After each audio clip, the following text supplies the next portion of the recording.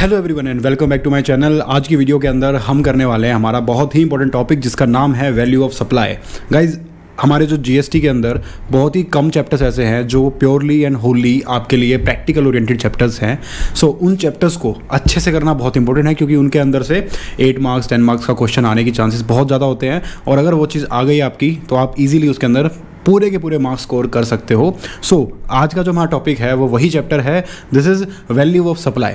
इसके अंदर बेसिकली हम अलग अलग तरीकों के अंदर अलग अलग सर्कमस्टांसेस के अंदर वैल्यूएशन कैलकुलेट करते हैं। बाकी चीज़ें आपने चैप्टर में से पढ़ चुके होंगे आई एज्यूम। इस वीडियो के अंदर हम डिस्कस करने वाले हैं हमारा questions and answers from study material. अब अगर स्टडी मटेरियल इतना अच्छे से इसके जो क्वेश्चंस हैं, टेस्ट और नॉलेज वाला जो पार्ट है इसका, वो इतना अच्छे से ड्राफ्ट किया गया है कि मेजॉरिटी ऑफ द टॉपिक्स जो हैं आपके यहाँ से कवर हो जाते हैं। लाइक आई वुड से कि 70-75% आपका पूरा का पूरा जो मेजर पार्ट है वो कवर हो रहा है। 25% 30% जो मैक्सिमम बचता है वो भी आप इजीली कर सकते हो। That is not a typical part. अगर इस चैप्टर को हम आगे कंटिन्यू करें तो इसके अंदर हमारे पास आता है पहला क्वेश्चन है हमारे पास, income tax collected at source should be included in value of supply in terms of section number 15(2)(a). Examine the correctness of the statement. So guys, आपने जो इंक्लूजन्स वाला पार्ट इस चैप्टर के अंदर जो पढ़ा होगा उसके अंदर बहुत सारी चीज़ें दी हुई थी, उसके अंदर टैक्सेस एंड सेसेस भी दिए हुए थे। बट बेयर इन माइंड कि यहाँ पर क्या चीज़ है, आपसे बात की गई है टैक्स कलेक्टेड एट सोर्स। तो यहाँ पर टीसीएस की बात हो रही है। टीडीएस टीसीएस की अगर हम बात करें, so this is not actually tax वाला part, this is like appropriation from tax कि आप एक पार्ट आप टैक्स का पहले ही ले रहे हो ताकि बाद में जब टैक्स डिडक्ट हो तो वहाँ पर आपको उसमें से डिडक्शन मिल जाती है। तो इस तरीके की ये चीज़ है, इट्स नॉट एक्चुअली टैक्स की कैटेगरी में आता है ये। तो इसीलिए ये जो हम वैल्यू ऑफ सप्लाई कैलकुलेट करेंगे तो टीडीएस टीसीएस को इंक्लूड नहीं करते। और एक और चीज़ है, जीएसटी और सीजीएसटी एसजीएसटी आईजीएसटी इन सब को भी इसमें इंक्लूड हम नहीं करते हैं। तो ये तो बहुत बेसिक क्वेश्चन था, ऐसा क्वेश्चन आने के चांसेस बहुत कम होते हैं एग्जाम के अंदर, MCQ में बी। How should the supply, next question, how should the supply made by a component manufacturer be valued when he uses moulds and dies owned by the original equipment manufacturer sent free of cost to him. ये तो question के अंदर as it is theoretical पूरा का पूरा concept ही आपसे पूछ लिया। इसको अगर हम कैलकुलेट करें तो करें सॉल्व तो किस तरीके से होगा, I would explain you this concept in detail. कैसे होता है, सबसे पहली बात तो there is an original equipment manufacturer जिसको हम बोलते हैं OEM, and then there is a component manufacturer. अब आपका क्वेश्चन आएगा कि सर ये क्या क्या चीज़ें होती हैं। तो भाई सबसे पहले OEM की अगर मैं बात करूं तो OEM लोग वो होते हैं जो, अब लेट्स से एक कार, ठीक है, कार का जो इंजन होता है, इंजन के अंदर it's not a whole thing, ठीक है। इंजन के अंदर बहुत सारे अलग अलग पार्ट्स लगे होते हैं जिनको मिला के engine as a engine work करता है। तो वो जो बहुत सारे अलग अलग इंडिविजुअल पार्ट्स हैं, लेट्स से इंजन के अंदर पिस्टन्स लगे होते हैं, ओके। वो डिपेंड करता है, जैसे लेट्स से कि अगर हम एक नॉर्मल कार की बात करें, मारुति स्विफ्ट की बात करें, तो उसके अंदर 4 पिस्टन्स लगे होते हैं, ठीक है, 4 सिलेंडर जिसको बोलते हैं। तो जो पिस्टन है, this is an original equipment. अब ये ओरिजिनल इक्विपमेंट्स को जोड़ के अलग अलग तरीक़ों से एक नया प्रोडक्ट प्रिपेयर किया जाता है। अब लेट्स से कि OEM जो है वो पिस्टन्स बनाने का काम करता है, ठीक है। अब उस पिस्टन के अंदर भी आपको स्क्रूज, छोटे मोटे चीज़ें आपको उसमें बनानी पड़ सकती हैं अलग अलग हिस्सों के अंदर। लाइक पिस्टन की मैं बात करूँ तो वो थोड़ा सा इस तरीके से दिखता है, बीच में एक लीवर सा होता है and something like this, and ये बहुत स्पीड से मूव करते हैं जिससे फिर कार अपने परफॉर्मेंस दे पाती है। तो अब इसके अंदर भी लेट्स से कि कंपोनेंट मैन्युफैक्चरर इसका जो बीच का जो मूवेबल पार्ट है वो मैन्युफैक्चर करता है, ठीक है। अब उस मैन्युफैक्चर करने के लिए कंपोनेंट मैन्युफैक्चरर को इसने कॉन्ट्रैक्ट दिया। कॉन्ट्रैक्ट के अंदर अगर ये डिसाइड हुआ कि भाई जब ये पार्ट आप बनाओगे तो जो पार्ट लगेंगे OEM के अंदर, जो पार्ट लगेंगे वो आप अपना ही यूज़ करोगे। लाइक पार्ट क्या लग सकते हैं, अब ये भी एक छोटा सा कंपोनेंट है जो कि सांचों में बनाया जाता है, मोल्ड्स, ठीक है। उनके ऊपर डाइज यूज़ हो सकती हैं, कलरिंग यूज़ हो सकती है, तो ये सब चीज़ें हो सकती हैं। तो भाई आप अपना यूज़ करोगे। ध्यान से सुनना मेरी बात को, OEM एक कंपोनेंट मैन्युफैक्चरर से अपना सामान मंगवा रहा है और उनको साफ साफ बोल रहा है कि उसमें जो भी लगेगा आप अपना यूज़ करोगे। लेकिन OEM क्या करता है, या बुक्स में क्या दिखाता है कि मैं फ्री ऑफ कॉस्ट इनको मोल्ड्स एंड डाइज दे रहा हूँ। ये जो मोल्ड्स एंड डाइज हैं ये FOC बेसिस पे इनको दिए जा रहे हैं। अब भाई कोई इनसे पूछे कि क्यों, जब आपने कॉन्ट्रैक्ट किया कि आप अपनी चीज़ें यूज़ करके दोगे तो आप क्यों दे रहे हो फ्री ऑफ कॉस्ट।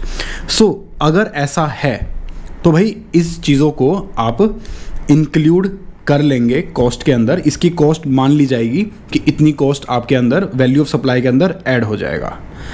हाउएवर अगर मान लो ऐसा कोई कॉन्ट्रैक्ट नहीं था, ठीक है, और उसके बावजूद भी आपने नॉर्मली अपना मोल्ड्स एंड डाइज दे दिया क्योंकि आप बेसिकली आप चाह रहे हो कि यार मैं अपने हिसाब से उस चीज़ को बनवाऊं, तो उस केस के अंदर आपके ऊपर वो वैल्यू ऑफ सप्लाई में इंक्लूड नहीं होगा क्योंकि वो आपकी चीज़ है, उसको यूज़ करेंगे, काम करेंगे और वो आपको या तो वापस कर देंगे या उसको डिस्ट्रॉय कर देंगे। तो उस केस के अंदर आपका वो वैल्यू ऑफ सप्लाई का पार्ट नहीं बनने वाला। अब इसको बेसिकली थ्योरेटिकल क्वेश्चन है तो देख लेते हैं कि इसको आंसर किस तरीके से किया गया है। तो भाई यहाँ पर सिंपल सा है कि सर्कुलर के थ्रू ये चीज़ क्लैरिफाई की गई है। First of all you have to identify, जब भी आप पढ़ रहे हो आपको पता होना चाहिए कि जो मेरे से क्वेश्चन पूछा गया है वो मैं सर्कुलर से आंसर कर रहा हूँ, सेक्शन से आंसर कर रहा हूँ या रूल से आंसर कर रहा हूँ।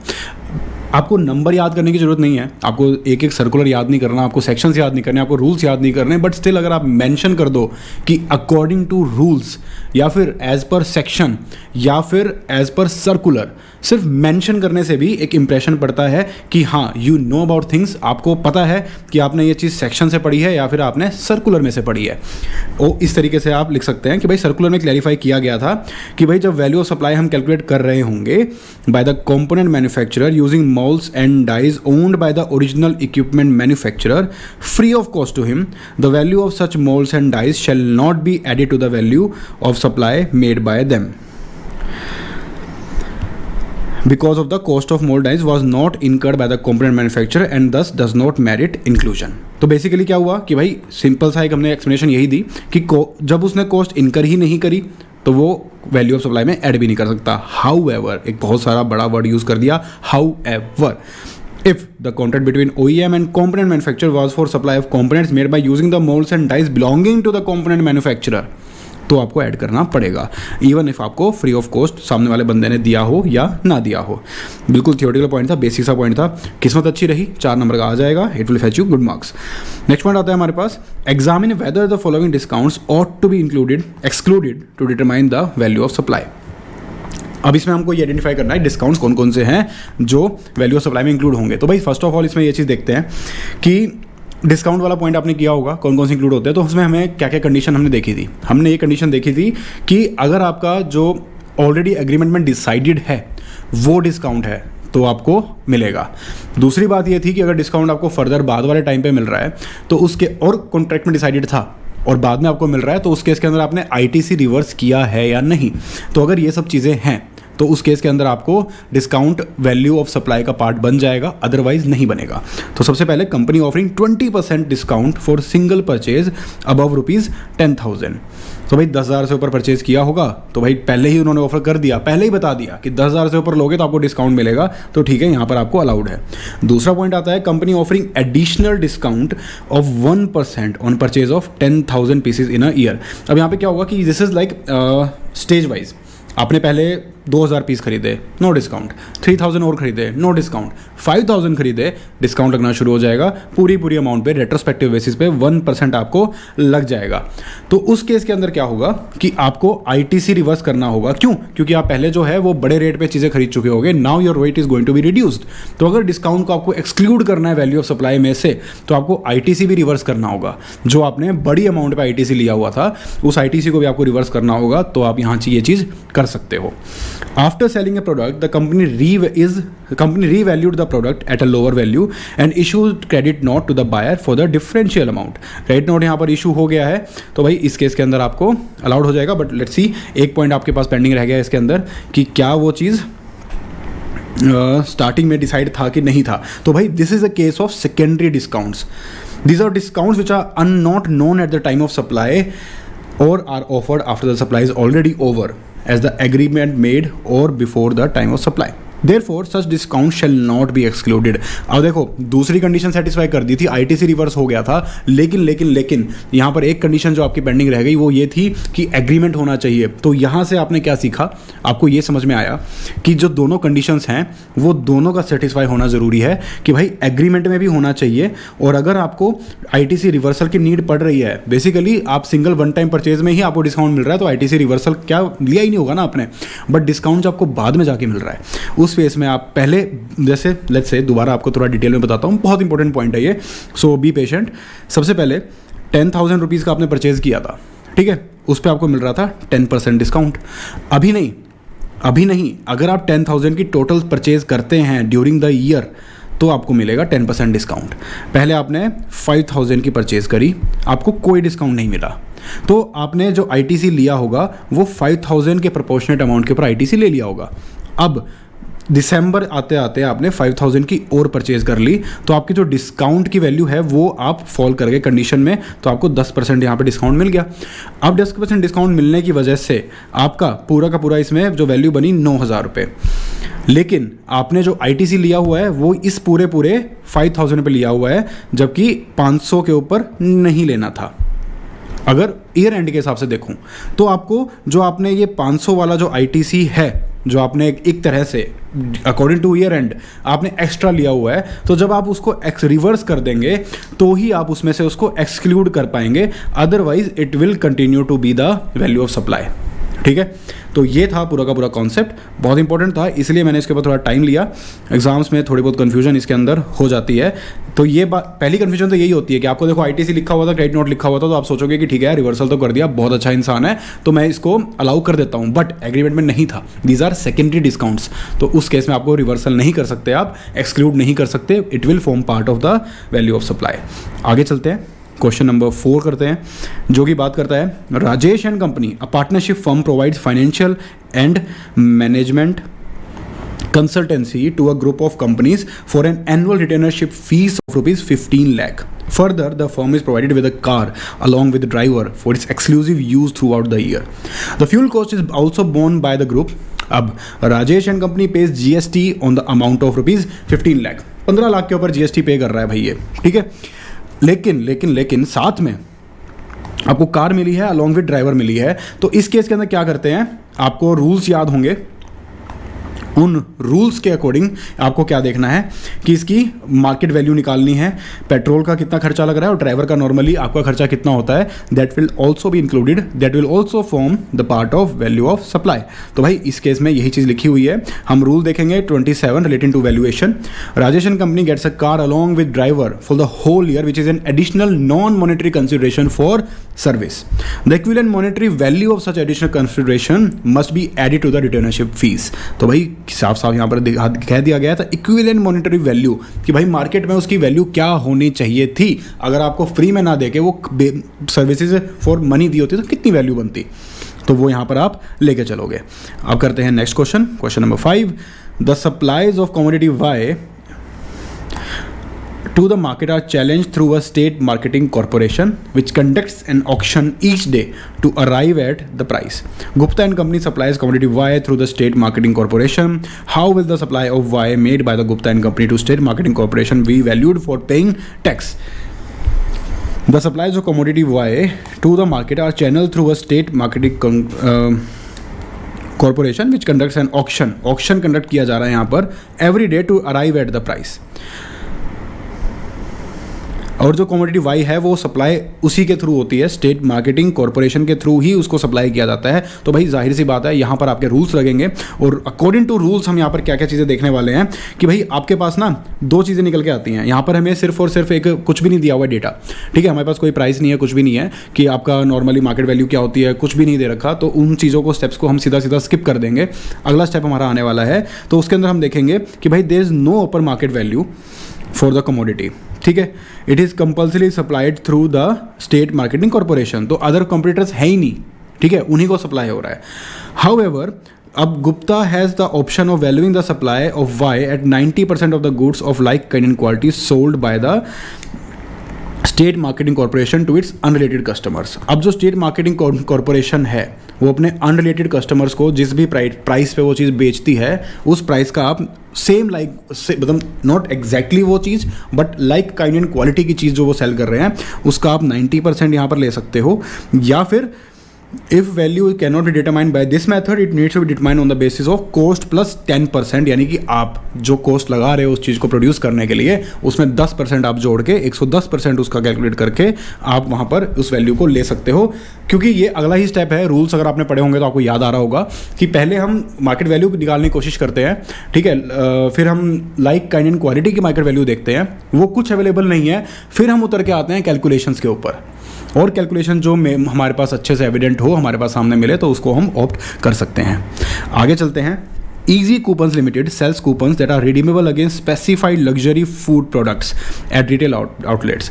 अब इससे रिलेटेड कुछ चीज़ ना हमने लास्ट वीडियो के अंदर ही देखी थी, टाइम ऑफ सप्लाई वाला पॉइंट, आपको अगर याद आ रहा होगा तो उसके अंदर क्या था कि अगर आपको एग्जैक्ट चीज़ है जिसके अगेंस्ट आप रिडीम करा सकते हो तो भाई सेम टाइम पे जो आपको कूपन दिया जाएगा तब वो टाइम ऑफ सप्लाई बन जाएगी, अदरवाइज बाद में। एनीवेज थोड़ा आगे चलते हैं।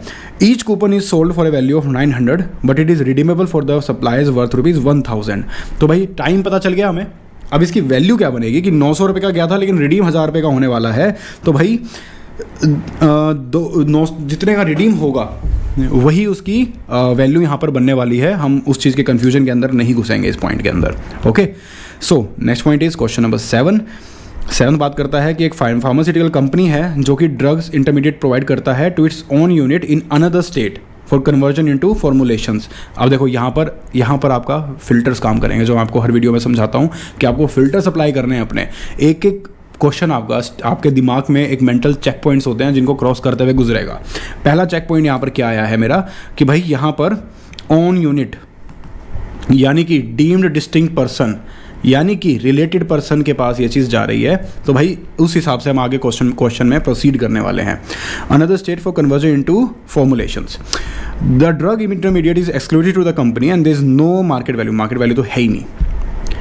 Goods of like kind and quality और ऑल्सो नॉट अवेलेबल, ठीक है, तो उनकी भी हम वैल्यू नहीं ले सकते। तो भाई यहाँ पर जो मार्केट से उठाने वाली चीज़ें थी, दूसरा चेक पॉइंट मेरा आ गया कि मार्केट से उठाने वाली जो चीज़ें थी वो ख़त्म हो चुकी हैं, वो एग्जॉस्ट हो चुकी हैं, वो मैं यूज़ ही नहीं कर सकता। तो मेरे पास क्या बचेंगे? कैलकुलेशंस। अब मुझे डिफ़िकल्ट काम करना पड़ेगा, मुझे अपनी बाजू में चढ़ा के कैलकुलेटर उठाना पड़ेगा, ठीक है। After conversion the finished product is sold from the said unit itself by the company. तो यानी कि एक सिल्वर लाइनिंग यहाँ पर हमें क्या मिली कि आगे सेल किया जा रहा है। अब उस वैल्यू के ऊपर उठा के हम कुछ ना कुछ कर सकते हैं, देखते हैं क्या करते हैं।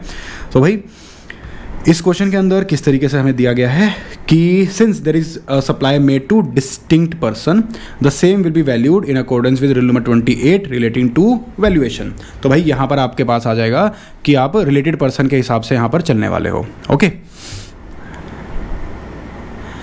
तो आगे चलते हैं। रिलेटेड पर्सन वाला रूल उस पर लग जाएगा। रूल 28 बात करता है supply when their supply between distinct person या रिलेटेड पर्सन्स। ओके, आगे चलते हैं। अब यहाँ पर कोई ओपन मार्केट वैल्यू नहीं है हमें बता रहा है, हमने पहले ही एस्टेब्लिश कर लिया ये बात। नेक्स्ट पॉइंट बोलता है कि there are no like goods, ठीक है, ये भी पहले देख लिया। Therefore value of supply of such drug intermediate will be determined according to rule 8 by using rule 30। देखा, मैंने कहा था ना कि अब हम उतर के आएंगे कैलकुलेशंस पे, क्योंकि हमने बाहर के ईजी पॉइंट सब एग्जॉस्ट कर दिए। कैलकुलेशन देखते हैं। The value of supply of such drug intermediate will B 110% of its cost of production और मैन्युफैक्चर। जितने का मैं बना रहा हूँ उसका 110% करके वो निकाल लूँगा। लेकिन अगर मान लो, अब एक चीज़ और थी, पॉइंट क्या था कि आप आगे बेच रहे हो, ठीक है। अगर आप आगे बेच रहे हो तो इस केस के अंदर आप ITC ले रहे होगे पुराना, तो जो अगर आप ITC ले रहे हो तो उस ITC को लेने के लिए आपने, देखते हैं दोबारा देखते हैं। However if the recipient unit is eligible for full ITC, यानी कि यहाँ पर ये इंटरमीडिएट ड्रग है जो बनाया गया, ठीक है। अब इसने अपने डीम्ड डिस्टिंक्ट पर्सन को भेज दिया आगे, अब ये आगे सेल कर रहा है, ठीक है। तो यहाँ पर ये कह रहा है कि भाई जो रिसिपिएंट है जो कि डीम्ड डिस्टिंक्ट पर्सन है, अगर वो फुल ITC ले सकता है, the value declared in the invoice by the supplier will be deemed to be the open market value of the drug intermediate and thus the invoice will be the value of taxable supply। तो भाई इसने जो value declare की होगी अपने invoice के अंदर वो सही करेगा, क्योंकि उसको ITC भी अच्छे से लेना है, पूरा वसूल करना है। तो उस केस के अंदर जो वैल्यू डिक्लेयर की गई होगी सप्लायर के द्वारा उसको हम मान लेंगे। सॉरी, ये सप्लायर है हमारा, ये जो चीज़ इसको भेज रहा है, अब सामने वाला इस अमाउंट का आईटीसी लेगा। अब अपना ही बंदा कम आईटीसी ले तो उसका नुकसान है ना, तो ये अपना नुकसान नहीं कराने देंगे, अपने ही डीम्ड डिस्टिंक्ट पर्सन का लॉस नहीं होने देंगे। तो इस केस के अंदर उनको मान लिया जाएगा कि आपने जो भी वैल्यू डिक्लेयर करी है भाई सही करी होगी, सामने वाले को भी आईटीसी लेना है, उसको भी अपना घर चलाना है, तो आप सही कर रहे हो, तो वहाँ पर उनके ऊपर डाउट नहीं किया जाएगा। अगला पॉइंट देखते हैं, question number 8। Dushyant rent outs a commercial building owned by him to Bharat for the month of December.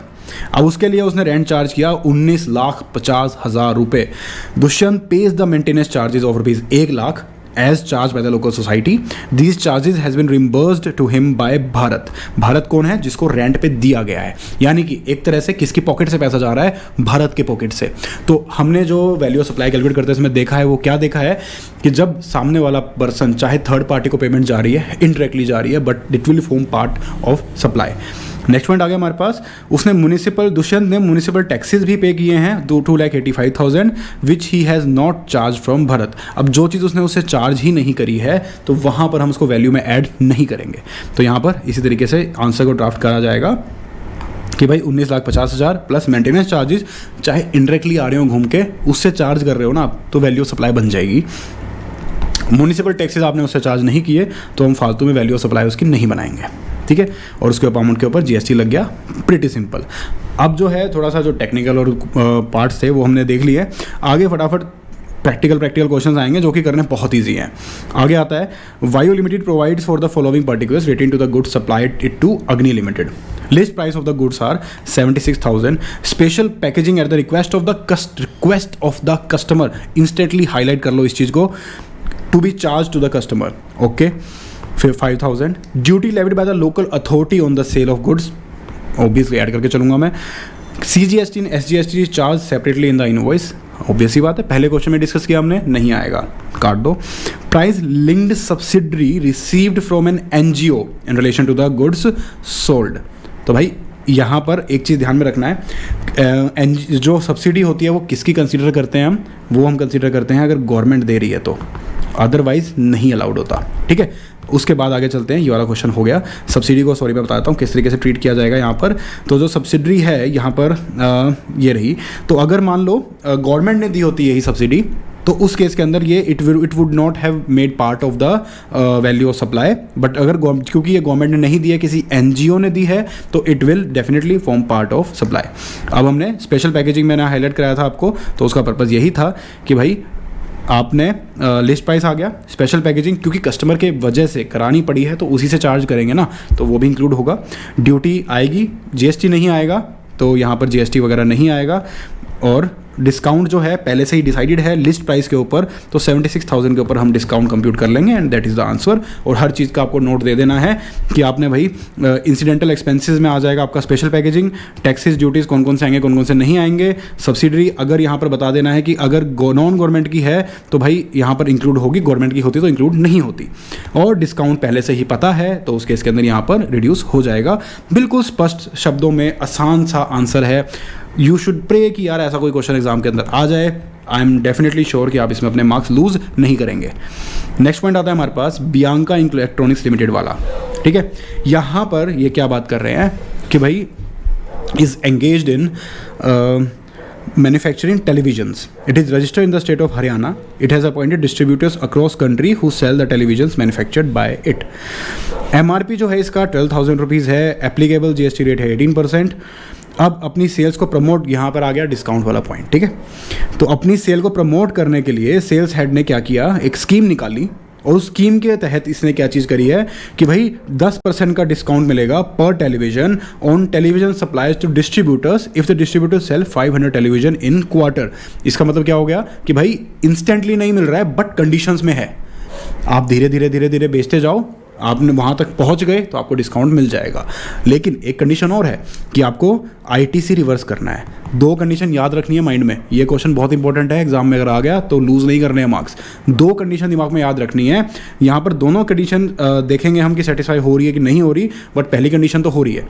पहली कंडीशन तो हो गई कि भाई पहले से ही under this scheme offers a discount 10%। ये चीज़ डिसाइडेड फैक्ट्स है। नेक्स्ट स्टेप हमें इस क्वेश्चन को आइडेंटिफाई करना है कि क्या ये आईटीसी को रिवर्स कर रहे हैं या नहीं। तो देखते हैं। The discount is offered on the price at which the television are sold to the distributors, list price के ऊपर। It appoints Shah electronics an unrelated party, अच्छा किया बता दिया वरना मैं हमारी कैलकुलेशन बढ़ जाती, as it's distributor in Haryana on 1 April and dispatches 750 televisions on 8 April as stock for the quarter April June. तो भाई पहले ही 750 टेलीविजन चले गए, तो डिस्काउंट साथ के साथ मिल जाएगा। BEL has sold the television to distributor Shah Electronics at 8,400 televisions, has requested BEL for a special packaging for television delivered to it, for which BEL has charged 1200 per television। यहाँ पे भी पिछले question वाला point आ गया कि ठीक है स्पेशली कस्टमर ने बोला है तो उसके अमाउंट में जोड़ देंगे। अब जो है Shah Electronics places a purchase order of 1000 televisions with BEL for quarters जुलाई सितंबर में 1000 का। The distributor reports sales of 700 televisions for the April quarter and 850 televisions for the July September quarter. The discount policy offered by BEL as explained above is also available to Shaw electronics as per distributors agreement. हमें क्या बता रहा है, हमने पढ़ लिया, हमें पता चल गया कि अवेलेबल है। अब while the Shah Electronics reverses the ITC availed for the quarter July September, okay ये आ गई सेकंड कंडीशन, लेकिन आगे पढ़ना है। It has failed to reverse ITC availed for the quarter April June का क्वार्टर उसने रिवर्स नहीं किया। देखो इसमें लिखा अलग तरीके से हुआ है, बट आपको ध्यान देना कि पहले वाले क्वार्टर का रिवर्स नहीं किया, दूसरे नेक्स्ट वाले क्वार्टर का रिवर्स किया है। तो उल्टा मत कर देना एग्जाम के अंदर, ये छोटी मोटी चीज़ों की वजह से माइंड गेम्स होते हैं, आप कंफ्यूज हो सकते हो। अब यही सिनेरियो को एग्जामिन करना है और इस चीज़ का हमें आंसर करना है, जो कि हमने क्वेश्चन पढ़ते पढ़ते ही कर दिया है। So this is the approach to study the questions in CA final exams. आप क्वेश्चंस को प्रोसीड करते करते अपने चेक पॉइंट्स मेंशन करते जाओ, सारे डाउट्स को क्लियर करते जाओ। आपको क्वेश्चन बार बार नहीं पढ़ना पड़ेगा, एक बार पढ़ते ही आप उसको सोल्व कर पाओगे और उसके बाद भी आपको आंसर करने में पता रहेगा कि किन किन पॉइंट्स का मुझे वर्किंग नोट्स बनाना है, किन किन पॉइंट्स के कैलकुलेशन का मुझे ध्यान रखना है, ताकि आपसे कोई भी चीज़ यहाँ पर मिस ना हो। सो गाइज इसका फटाफट से आंसर देखते हैं। कुछ भी नहीं है इसके अंदर, अब हमने पूरा ही क्वेश्चन कर लिया। वही आपको पहले प्रोविजन की थ्योरी लिखनी है कि पहले एस्टेब्लिश था, ITC रिवर्स किया, उसके बाद आपको यहाँ पर दो अलग अलग निकालने हैं, अप्रैल जून जहाँ पर डिस्काउंट आपका लेस नहीं होगा क्योंकि ITC रिवर्स नहीं किया है। उसके बाद आपको सेम कैलकुलेशन करनी है फॉर जुलाई एंड सितंबर जहाँ पर डिस्काउंट लेस होगा क्योंकि आपने ITC रिवर्स कर दिया था। यही था इस क्वेश्चन के अंदर। चलिए चलते हैं नेक्स्ट क्वेश्चन के ऊपर। नेक्स्ट क्वेश्चन आता है आपका क्वेश्चन नंबर 11, जो कि बात करता है आपका फॉरेक्स के बारे में। अब भाई फॉरेक्स का तो आपने रट रखा होगा अच्छे से। इसके अंदर तो सिंपल सी बात है कि मनी चेंजर वाली चीज़ दी गई है। US डॉलर है जो कि कन्वर्ट किए गए हैं 74 से 74.60, दोनों प्राइस दिए हुए हैं। तो आपके पास दो मेथड थे, याद होगा कि अगर दोनों प्राइस दिए हुए हैं तो दोनों का डिफरेंस निकाल के और ये जो पार्ट होगा इसके ऊपर 1% लग जाएगा और आपका यहाँ पर रेट निकल आएगा। थोड़ी प्रॉब्लम कहाँ आती है, जहाँ पर दोनों प्राइस ना दिए हों, यहाँ पर सिर्फ और सिर्फ आपको रुपीज़ टू US डॉलर दिया हुआ है, रेफरेंस रेट नहीं अवेलेबल है, तो उसमें आप दूसरा तरीका लगाओगे जिसको हम देख लेते हैं। तो भाई सबसे पहला तरीका तो हमने बेसिकली फर्स्ट पार्ट में तो लगा दिया। तो उसके अंदर आपके पास क्या बन गया कि आपका आ जाएगा RBI का रेफरेंस रेट माइनस में बाइंग रेट इनटू में total number of units of Indian units bought, और ये आपका पॉइंट आ गया। अब उसके बाद आपका क्या करना है, लेकिन इसके अंदर एज इट इज़ आपको इतना ही पार्ट करना है और आपकी वैल्यू ऑफ सप्लाई निकल आएगी। दूसरे पार्ट के अंदर क्या करना है, आपको 1% आपको दूसरे पार्ट के अंदर लेना है। 1% किस तरीके से डिराइव होगा तो वो आपको दिया हुआ है, आपको अपने नोट्स में से रट्टे मारने हैं इसके बैठ के। डेफिनेटली रट्टे के अलावा इसमें कोई ऑप्शन नहीं है। तो भाई 1 लाख तक है तो 1% मिल जाएगा, या फिर 250 विच एवर इज़ हायर। तो 1% इसका मैक्सिमम कितना हो सकता है, 1000। नेक्स्ट स्टेप के अंदर 1000 आ गया, plus way 0.50% of over and above the 1 lakh वाला अमाउंट। उसके बाद 0.5% ऑफ ऊपर वाला अमाउंट कितना बनता है, 5500, प्लस में 0.1% of the gross amount over and above of the 10,000 और 60,000 विच एवर इज लोअर। यहाँ पर लास्ट में 10 लाख से ऊपर, यानी कि मैक्सिमम आपको वैल्यू बना रहे हैं हम 60,000 रुपये। ठीक है, तो भाई इस तरीके से आपको ये कैलकुलेशन करनी है और ये चीज़ आपकी हो जाएगी। इसके अंदर रट्टे के अलावा आपके पास कोई ऑप्शन नहीं है, ये चीज़ें आपको रटनी ही पड़ेंगी एग्जाम से पहले भी, सेम डे। मेक श्योर कि आप ये चीज़ें देख कर जाओ। ओके, आगे चलते हैं। Question number 12, Roly Poly Manufacturers Limited, registered in Mumbai, Maharashtra, is a manufacturer of footwear. It imports a footwear making machine from USA. अब इसमें मशीन बाहर से इंपोर्ट करी है बेसिकली, ठीक है। और इसमें ये सब आपको खर्चे यहाँ पर दिए हुए हैं, लेकिन इसमें एक पॉइंट जो अलग है वो है कि इसने ऑथराइज़ किया है रुद्रा लॉजिस्टिक्स को to incur on its behalf the expenses in relation to clearance of the imported machine. यहाँ पर बस क्वेश्चन थोड़ा सा अलग हो गया, अदरवाइज क्वेश्चन एक नॉर्मल क्वेश्चन है। तो यहाँ पर ये एजेंसी वाला पार्ट आ गया, और जहाँ पर एजेंसी वाला पार्ट आता है, अगर ये एजेंट है, एजेंट कौन होता है पहले तो हमें ये डिफाइन करना होगा इसके आंसर के अंदर कि भाई वो इंसान है जो इनके बिहाफ पे काम कर रहा है, वो प्रॉपर्टी की ओनरशिप अपने पास नहीं रख रहा है, अपने लिए यूज़ नहीं कर रहा है, अपने नाम पे इनवॉइस रेज नहीं कर रहा है, ये सब चीज़ें हैं। तो भाई वो सिर्फ और सिर्फ वो खर्चे ले रहा है जो खर्चे उसने अपनी जेब से आपके लिए किए हैं, और साथ में जो आपकी फ़ीस है वो डायरेक्टली वो आपसे ले रहा है और आगे दे रहा है। तो भाई जो फीस वो आपसे ले रहा है और आगे दे रहा है उसको हम वैल्यू ऑफ सप्लाई नहीं बनाएंगे, बट जो खर्चे आपके लिए वो कर रहा है अपने ऊपर, उन खर्चों को आप वैल्यू ऑफ सप्लाई बना के चलेंगे। तो एजेंसी चार्जेस हो गया 5 लाख, अनलोडिंग ऑफ मशीन उसने साथ के साथ दे देना है, चार्जेस ऑफ ट्रांसपोर्टेशन उसको साथ के साथ दे देना है, charges for transportation of machine ये भी उसको आगे के आगे दे देगा वो, एंड बिल ऑफ एंट्री का खर्चा है वो भी उसको दे देगा, ड्यू पेड वो भी आएंगे और जाएंगे, पोर्ट चार्जेस भी आएंगे और जाएंगे, लेकिन होटल एक्सपेंसेस वो उसके खुद के हैं और ट्रैवलिंग एक्सपेंसेस वो उसके खुद के हैं, टेलीफोन एक्सपेंसेस वो भी उसके खुद के हैं। तो भाई यहाँ पर वैल्यू ऑफ सप्लाई सिंपली आपकी क्या बन जाएगी, 5 लाख रुपए प्लस में 45,000, 50,000 and 2,000, and that would be the value of supply. तो इसको आंसर में अगर हम देखें तो इसी तरीके से ये चीज़ की गई है। पहले आपको डिफाइन करना होगा कि भाई एजेंट कौन होता है, वो सारे के सारे पॉइंट जो आपने नोट्स में पढ़े हैं उनको आपको लिखना है। अब ये सारे कंडीशन फुलफिल करता है तो उस केस के अंदर इसके ऊपर यही लग जाएगा। तो भाई 5 लाख रुपए, फिर 45, 50 and 2,000, and that would be the value of supply. बहुत ईजी है, कोई इसमें दिक्कत वाली बात नहीं है, बस आप तरीके से इसको आइडेंटिफाई कर पाएँ कि हाँ ये एजेंट था। तो इसीलिए ध्यान से क्वेश्चन को पढ़ना ज़रूरी है। आगे चलते हैं।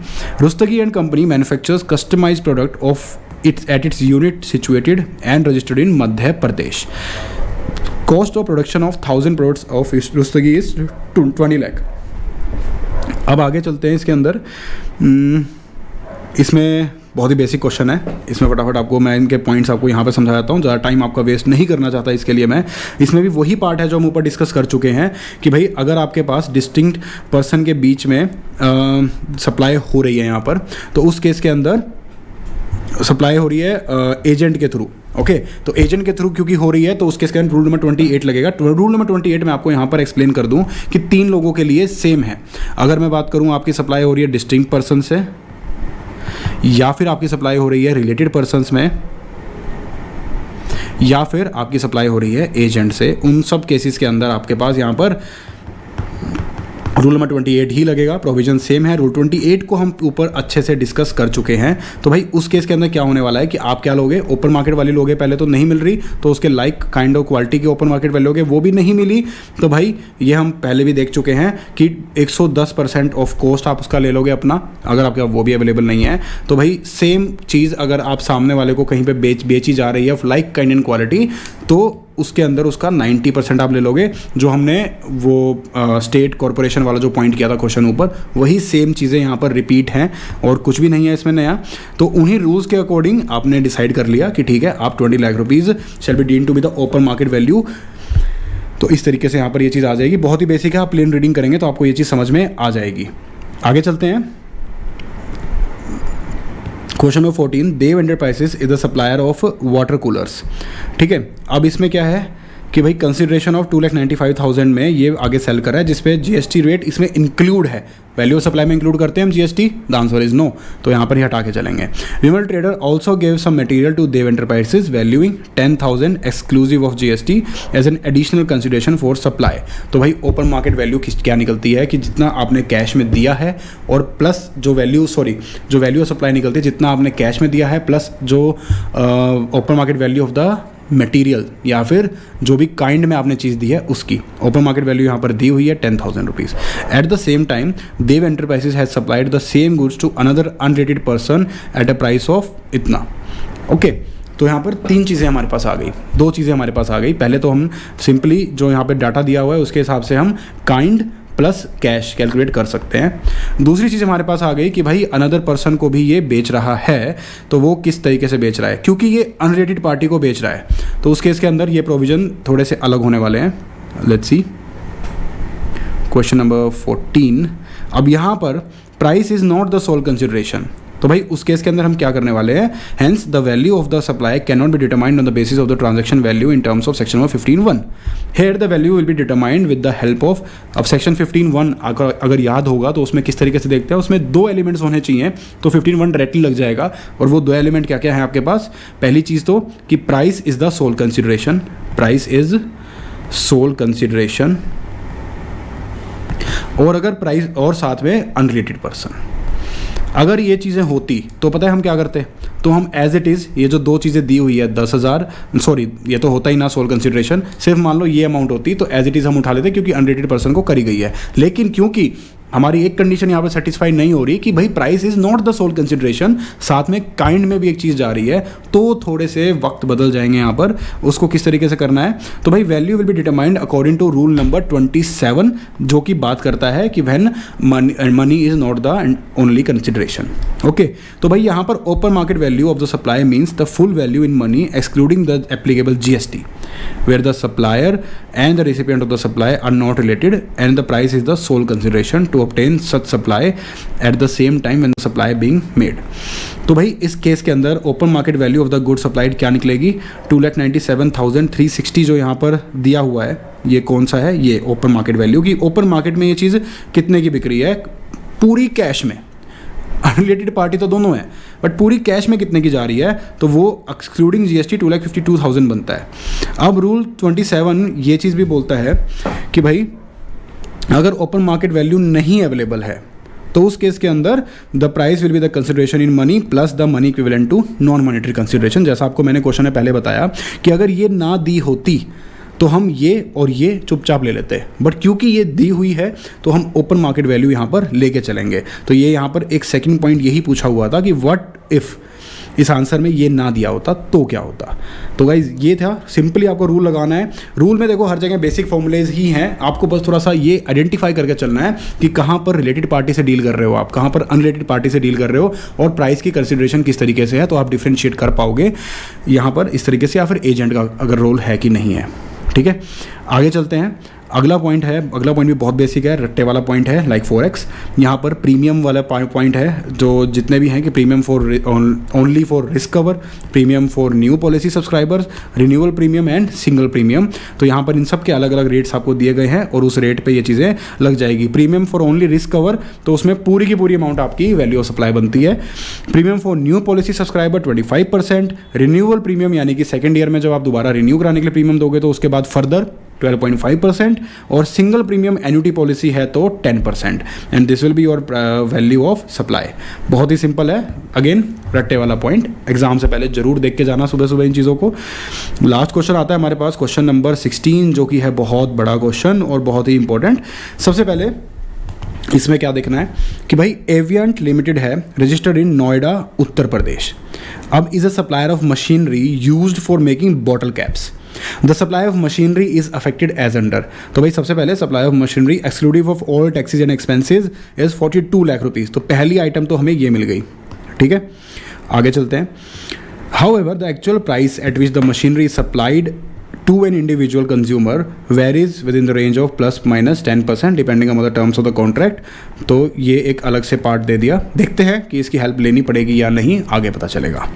Apart from the price of the machinery, Aviant limited charges from the customer the following incidental expenses, associated handling and loading charges. Exactly इसके लिए है तो चार्ज किए हैं तो obviously it will become part. Installation charges it will become part of the supply. Machinery can be dismantle and erected at any other site if required. The above charges are compulsory levied in case of each supply of machinery. ठीक है, transportation of machinery to the customer premises arranged by Aviant limited through a third party service provider.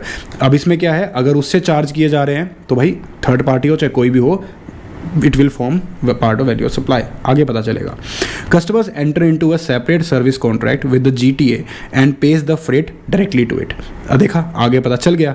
तो भाई customer ने अलग से separate contract कर लिया और उसको अलग से पैसे दे दिया, it will become a separate supply, इसका पार्ट नहीं बनेगा।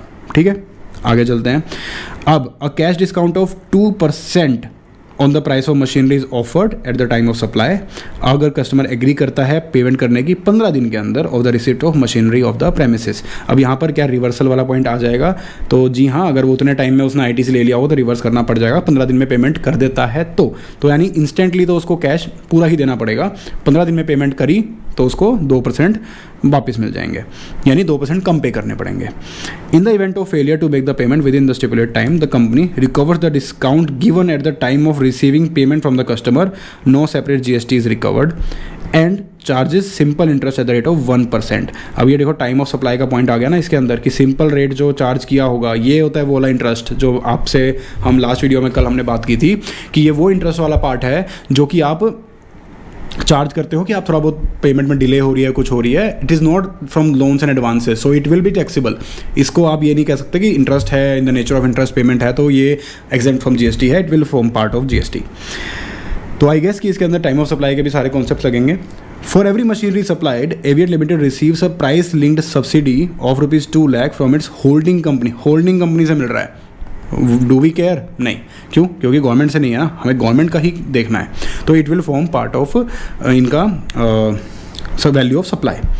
एविएट limited has issued a machinery to an unrelated party Daffodil limited on 29 August at a price of 40 lakh rupees, और इनको दे रहा है 42 लाख रुपीज़ के अंदर।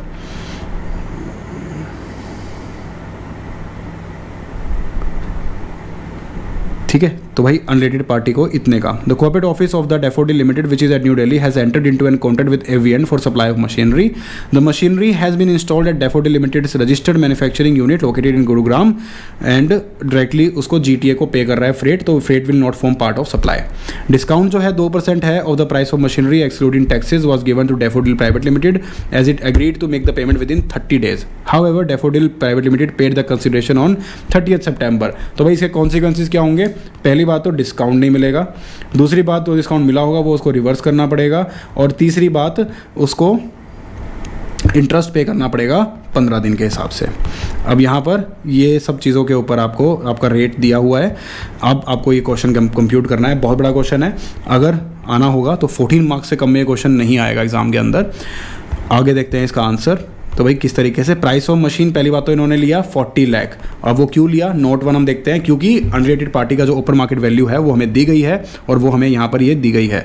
तो भाई transaction value the price actually paid और payable when the supplier and the recipient of the supply are not related persons, तो उसको हम चुपचाप यहाँ पर ले लेंगे।